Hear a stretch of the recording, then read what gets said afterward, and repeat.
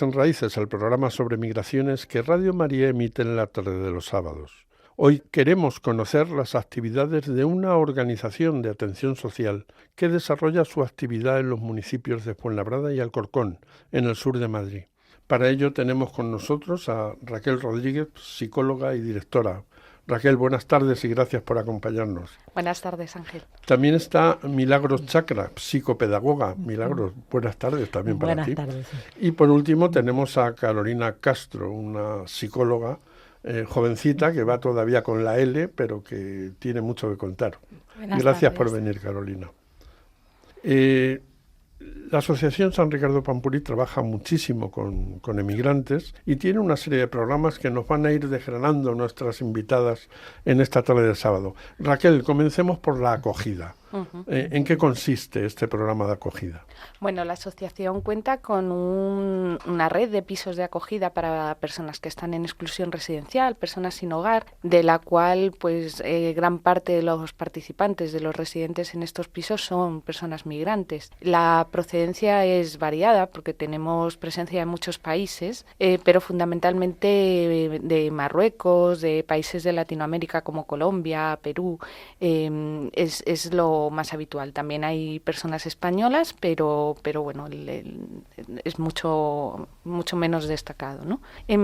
Junto con esta red de viviendas tenemos una serie de programas, una serie de actividades que están vinculadas, ¿no?, a este recurso. Antes de continuar, cuéntanos cómo llegan a vosotros estas personas que están sin hogar o están en una situación muy precaria y tenéis que solucionarles el problema o mitigarlo al menos. Bueno, nosotros trabajamos en coordinación con los servicios sociales de Fuenlabrada fundamentalmente, pero también estamos vinculados con la Comunidad de Madrid, ¿no? Entonces, muchos vienen derivados de las trabajadoras sociales que hacen esa primera valoración, aunque también es cierto que algunas de las personas que nosotros recibimos y orientamos, pues vienen al final llamadas por otras personas que ya han sido atendidos o por otras entidades sociales con las que trabajamos en red.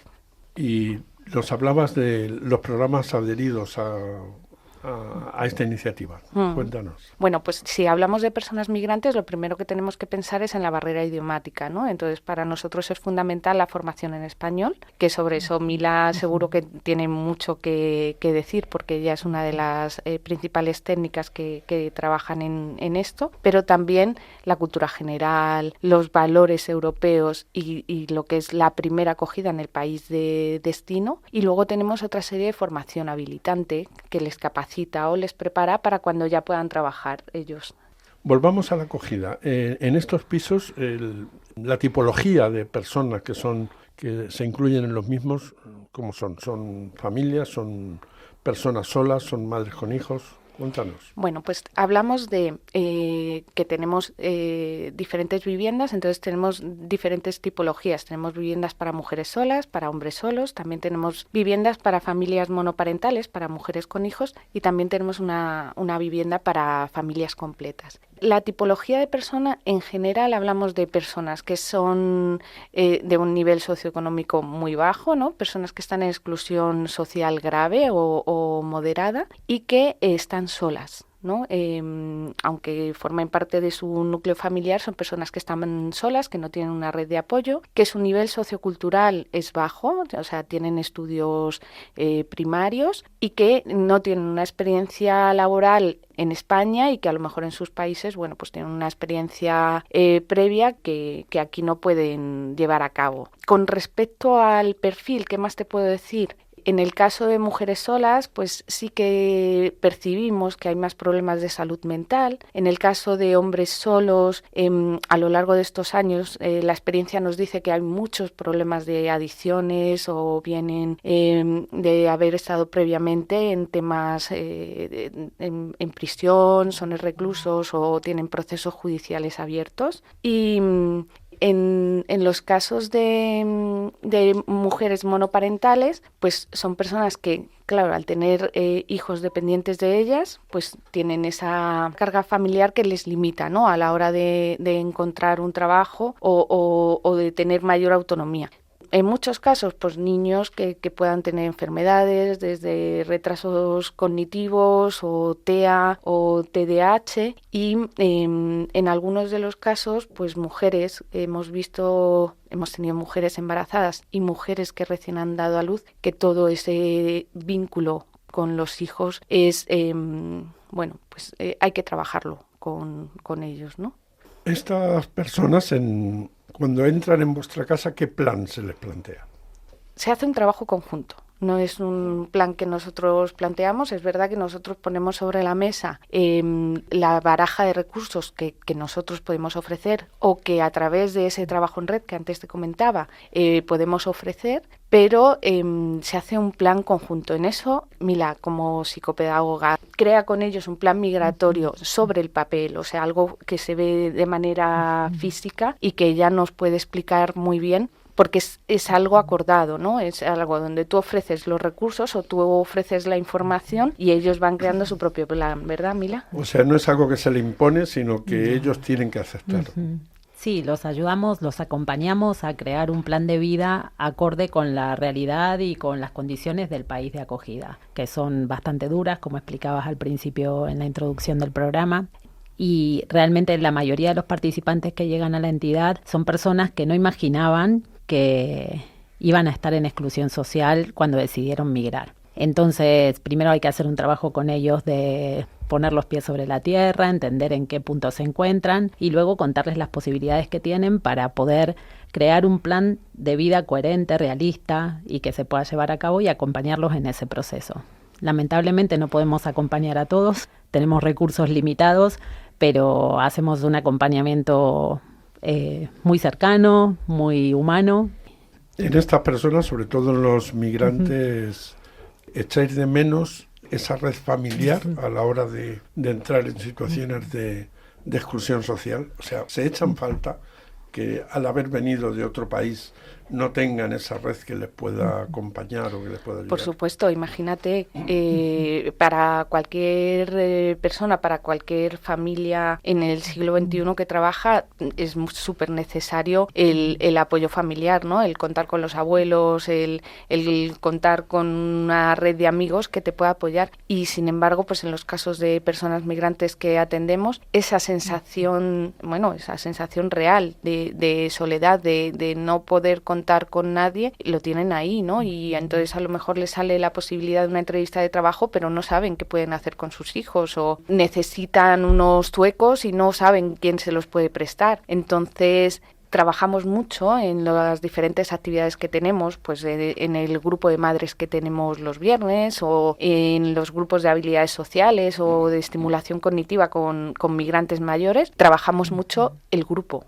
el que el grupo sea la propia ayuda también, y se tejan redes donde ellos puedan empezar a construir algo comunitario, ¿no? Una red de apoyo. ¿Cuánta gente tenéis en este momento, por ejemplo, en acogidas en estas casas? Casi medio centenar. Acoger a medio centenar de personas, suministrarle todo lo que necesitan, alquilar las casas, pagar la luz, el agua, la electricidad y todo aquello que puedan requerir, tiene que ser costoso. ¿Quién os ayuda para poder mantener esta estructura? Bueno, nosotros la asociación se apoya en subvenciones públicas y también pues en subvenciones privadas, ¿no? Trabajamos, como te decía al principio, de mano de la Comunidad de Madrid, pues a través de subvenciones como puede ser la de familias vulnerables o renta mínima, que tienen como objetivo la ayuda o el poder beneficiar a familias vulnerables, y también con el Ayuntamiento de Fuenlabrada, ¿no? que apoya nuestra red de pisos de acogida. A nivel, esto es solo una pequeña parte, luego tenemos que ser muy imaginativos a la hora de conseguir los recursos, ¿no? Entonces, pues muchos son particulares, entidades bancarias a las que igualmente solicitamos y hacemos proyectos, como puede ser la Caixa, que el año pasado ya nos ha estado apoyando y durante todo este año va a estar el proyecto en marcha, y pues luego financiación privada, ¿no? De particulares. Ahora después le vamos a pedir a Mila que nos hable de esa involución en el español para los inmigrantes no hispanohablantes, pero mientras haremos un breve receso. Están ustedes en Raíces, el programa sobre migraciones que Radio María emite en la tarde de los sábados. En nuestro programa de hoy estamos conociendo cómo una entidad radicada al sur de Madrid, San Ricardo Pampuri, ayuda a las personas en dificultad. Dialogamos con Raquel Rodríguez, psicóloga y directora, Milagros Chacra, psicopedagoga, y Carolina Castro, psicóloga. Milagros, habías quedado en hablarnos de la inmersión lingüística en el emigrante no hispanohablante. ¿Son conscientes ellos de que necesitan aprender el idioma para poder desarrollarse? Bueno, hay de todo. Hay personas que sí que son muy conscientes de la necesidad de poder comunicarse y otras a las que hay que ayudarlas a tomar conciencia. Hay personas que vienen y están en España 5 o 10 años y aún no son capaces de comunicarse porque viven entre su propia comunidad, pero hay otras que sí, que tienen mucho interés y de eso depende el éxito. Hay personas que aprenden en 2 años y otras que les cuesta un poquito más. Este es indudablemente el primer paso para la integración real del inmigrante, que no podemos olvidar que el inmigrante es el que tiene la obligación de integrarse, no la de la sociedad que le acoge de adaptarse a él. Sí, aunque hay veces que hay que trabajar un poquito esa conciencia de que es su trabajo, pero sí que es muy importante y es el primer paso, como tú dices. Nosotros en la entidad tenemos diferentes niveles, depende de las características de los participantes. Hay muchos de ellos que vienen con estudios superiores, que han ido a la universidad en sus países y otros que son analfabetos en sus propias lenguas. Entonces el plan formativo se basa en cómo llega ese participante, cuáles son sus capacidades, su motivación. Hay personas que vienen de países en guerra, como Ucrania, Siria, que están lidiando con el trauma. Otras personas que vienen de realidades muy complicadas, de viajes muy difíciles, sobre todo la gente que viene de África. La mayoría de participantes son de Nigeria y de Marruecos. Y bueno, como decía, la intervención es muy personalizada porque cada uno de ellos tiene unas particularidades y unas capacidades de aprendizaje diferentes. Nuestra entidad, nuestro objetivo es la inserción sociolaboral de los participantes. Entonces, los ayudamos sobre todo a entender la cultura y aparte de aprender a comunicarse, de entender la cultura, de hacer un currículum, pasar una entrevista de trabajo y luego el resto ya intentamos que lo hagan trabajando. Para los no hispanohablantes ese es el primer paso, pero la integración es extensiva a todos los emigrantes que nos llevan. ¿Qué más actividades desarrolláis para que tomen conciencia del lugar al que han llegado, ¿no? Porque nos decías antes que muchas veces vienen sin ninguna información sobre lo que se van a encontrar aquí. Sí, las personas que ya saben hablar español porque vienen de Iberoamérica o, por ejemplo, personas que ya han aprendido el idioma, participan en un taller que se llama Senderos, en el que los ayudamos a entender las condiciones del país de acogida, a entender las leyes de extranjería, a entender que durante 2 años no pueden empezar a trabajar porque no pueden aceptar un contrato y que tienen que buscar la forma de sobrevivir. Los ayudamos también a crear redes de apoyo entre ellos, que es una de las partes más importantes de nuestro trabajo, porque es así como ellos consiguen poder ir a una entrevista de trabajo. Cuando, como decía Raquel antes, hay muchas madres que están solas con sus hijos, no tienen abuelas, no tienen tíos y muchas veces consiguen una entrevista pero no pueden acudir a ella porque no tienen quien les cuide a los niños o quien los recoja del colegio. Entonces, aparte de este taller Senderos, tenemos un taller para madres en el que, bueno, el principal objetivo es ese, crear redes de apoyo entre ellas y tenemos un espacio de ludoteca que es un poco autogestionada, donde las madres pueden dejar a sus niños con otras madres y aprovechar ese tiempo para intentar sobrevivir. Carolina Castro es psicóloga y lleva poco tiempo trabajando en esta entidad. ¿Tú cuando llegaste a San Ricardo Pampuri, esperabas encontrarte lo que te has encontrado? La verdad es que no, porque yo no sabía que había ningún sitio que realizara la labor que se hace en la ONG. Y cuando llegué al principio estaba súper confundida sobre cuál iba a ser mi sitio en la ONG, porque yo quería ser útil para lo que hiciera falta y al final me encontré que no sabía muy bien cómo gestionar toda la situación. Y poco a poco me fui dando cuenta de todo lo que se hacía, de todo lo que en lo que se podía colaborar y la verdad fue para mí un descubrimiento enorme porque al final entras en contacto con personas que yo en mi caso, a pesar de que yo soy una persona migrante, nunca había estado en contacto y te das cuenta de al final tú vives en tu pequeña burbuja, en tu mundo y la realidad de muchas personas es muy distinta a la tuya. Tú colaboras en los talleres que nos ha comentado Milagros, te has visto involucrada hasta el fondo en todos ellos, y si tuvieras que definir o concretar en una característica lo que más te ha impresionado, ¿qué sería? De todos los talleres que realiza Mila, el acompañamiento, yo creo. Al final se les da herramientas para que se incluyan en la sociedad, pero también se les acompaña mientras aprenden a usar todas esas herramientas que se les están dando. Fuera de micrófono me comentabais que hay un problema general en este país con la vivienda, ¿no? Uh-huh. Y de hecho después Raquel nos hablará de otra actividad que tienen con la vivienda, pero nos habláis de algunos casos bastante sangrantes con madres con hijos, que tienen habitaciones alquiladas y que quien les alquila no les deja hacer absolutamente nada. Y los niños tienen que estudiar en la habitación, sobre la cama, tienen que comer allí, tienen que cenar allí. ¿Cómo es esta situación, Miguel? Sí, hay casos realmente complicados y en los que acompañar a estas personas es difícil porque solamente pueden acceder a alquilar una habitación que la pagan a duras penas, y las personas que alquilan estas habitaciones no les dejan utilizar el resto de las estancias de la casa. Entonces, por ejemplo, pueden cocinar solo una vez al día, comer en la habitación, tienen acceso al baño 1 hora al día, hay gente alquilando balcones, familias viviendo, 5 familias en un piso de 3 habitaciones. Realmente el problema de vivienda es algo muy complicado y bueno,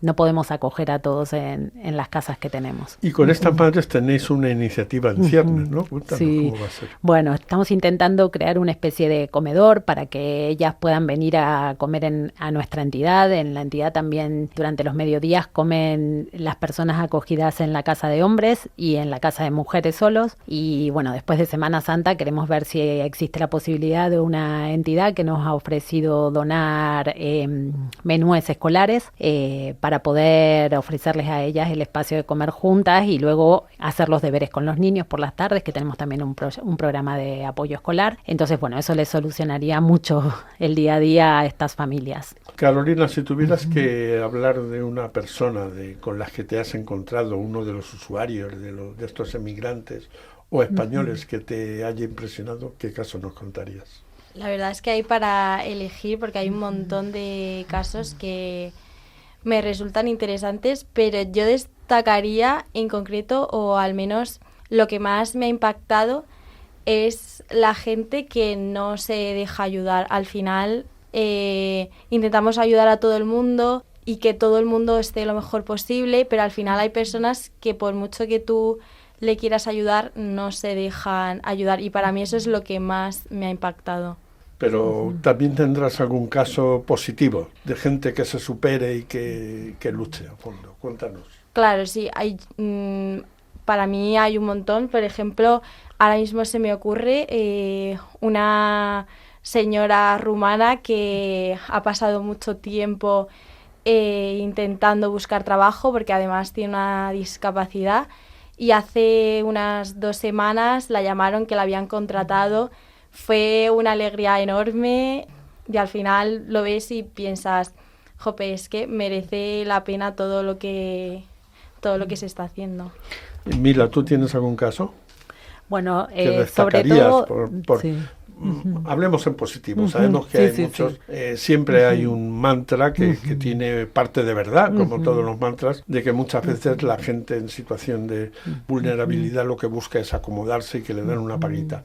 Pero sin embargo, sé que tenéis gente que lucha y que es capaz de salir adelante. Sí, muchísimas personas que consiguen sobrevivir durante este tiempo que no pueden trabajar legalmente, y sobre todo para mí los casos de éxito es cuando conseguimos crear redes de apoyo verdaderas. Cuando veo que una madre le dice a otra, yo te cuido a los niños, ve esa entrevista, y luego esa madre viene feliz porque ha conseguido el empleo y se organizan entre ellas y son capaces de salir adelante. Eso, crear redes de apoyo es indispensable. Aparte, yo también soy migrante, soy madre y sé lo difícil que es hacer malabares sin tener aquí abuelos, tíos, vecinos con los que tengas confianza. Y eso para mí es el verdadero éxito. Raquel, ¿tú tienes algún caso que nos quieras contar? Yo era por aportar a lo que estaba diciendo Carolina, ¿no? Yo en lo que me he encontrado ha sido también muchos casos de personas que tienen miedo, ¿no? Pues porque al final ahí hay como un halo que parece que coordinarse con servicios sociales o que alguien pueda estar encima tuya, un psicólogo, un trabajador social, pues que pone en duda, ¿no? Tu capacidad de ser madre, ¿no?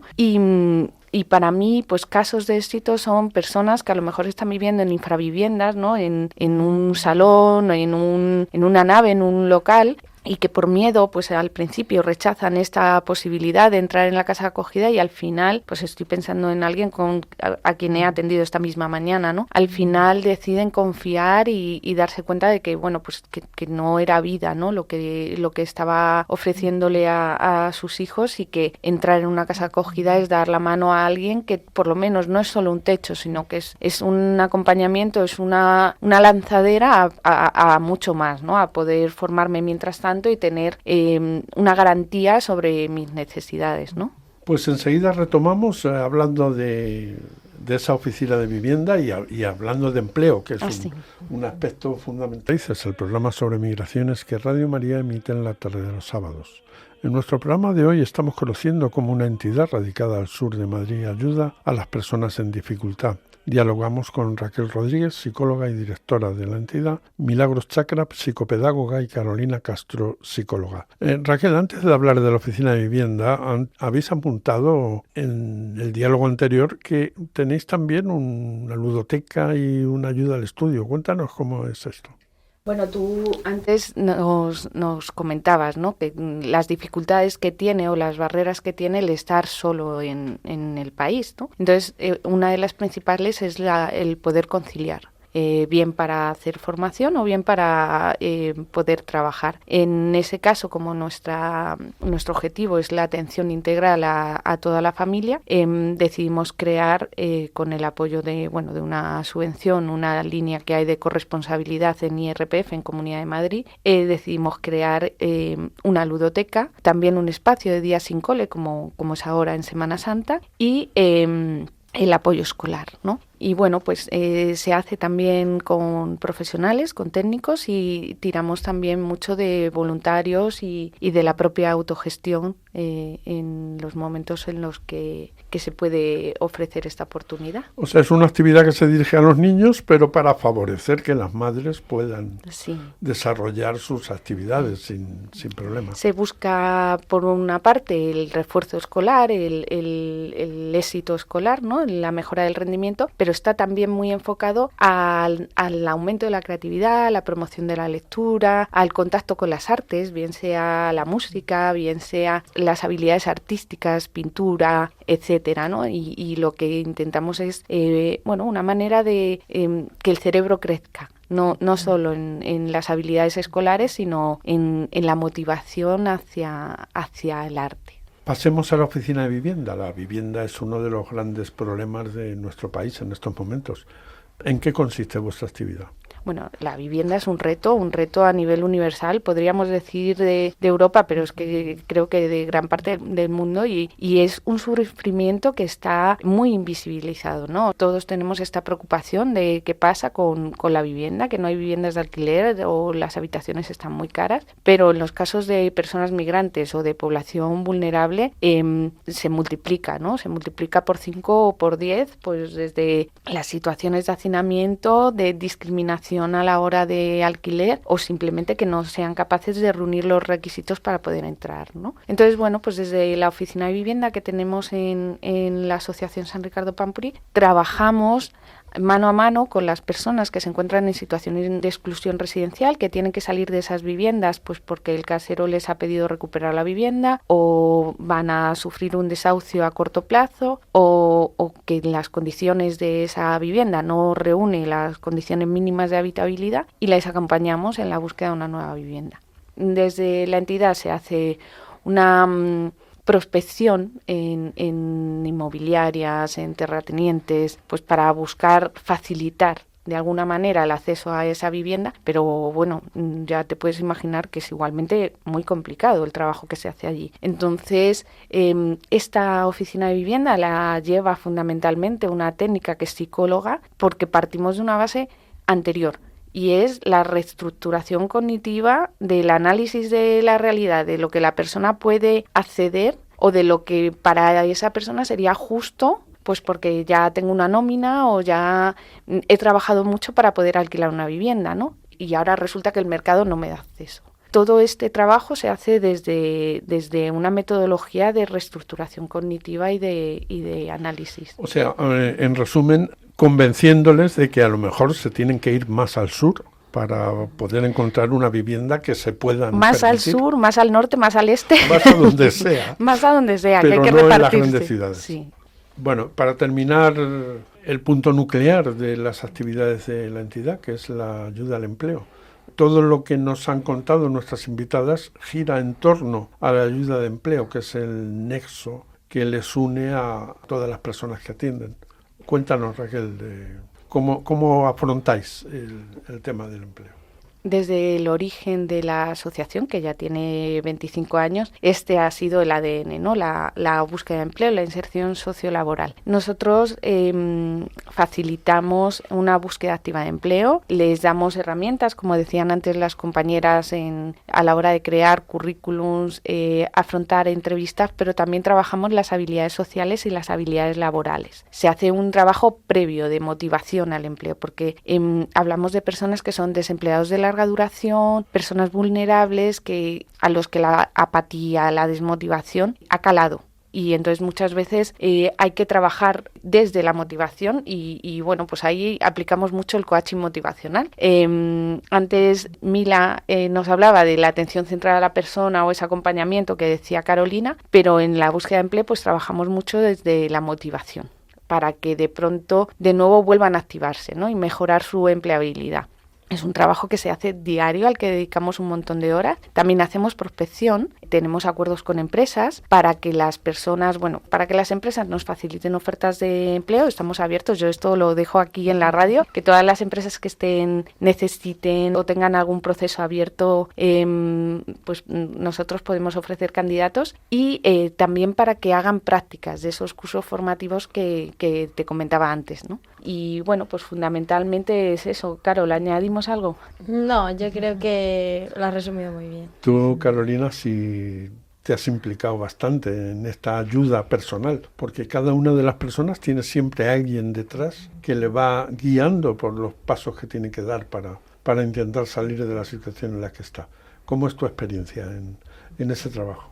Mi trabajo es mucho más un acompañamiento mucho más individual con cada persona y depende de la persona se trabajan varias dificultades, como puede ser la motivación, como ha dicho Raquel, que es súper importante a la hora de encontrar un empleo. También se trabaja un montón de superar los miedos que tienen a la hora de enfrentarse a una entrevista o ir por primera vez a un trabajo nuevo y eso, y depende de cada persona.